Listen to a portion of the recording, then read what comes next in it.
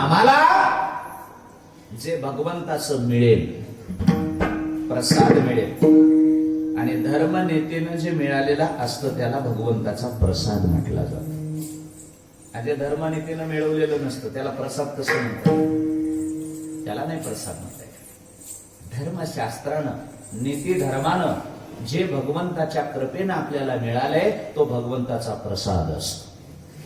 आणि भगवंताचा मिळालेला प्रसाद माझा आहे, मला देवानं दिलाय म्हणून हे घर लावून एकट्यानंच खात बसायचं, त्याला संस्कृती कसं म्हणता येईल?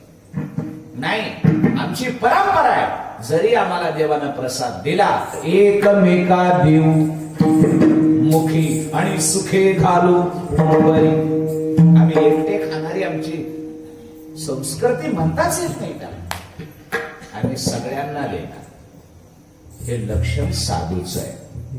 आले का लक्षामध्ये? माझं नसताना मी ओरबाडून खाणं हे लक्षण आसुराचं आहे. माझ्या कष्टाचं मीच खाणं हे लक्षण माणसाचं आहे. पण माझा आसून मी सगळ्या बरोबर खाईन हे लक्षण साधूच आहे. विठाला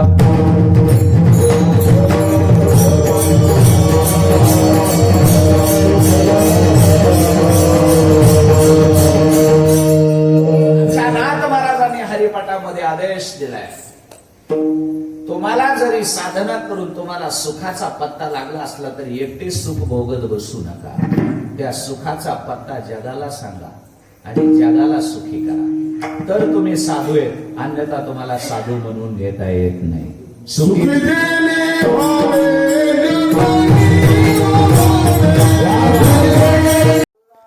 आमच्या चॅनल संत महिमाला सबस्क्राईब करून नोटिफिकेशन बेल दाबायला विसरू नका.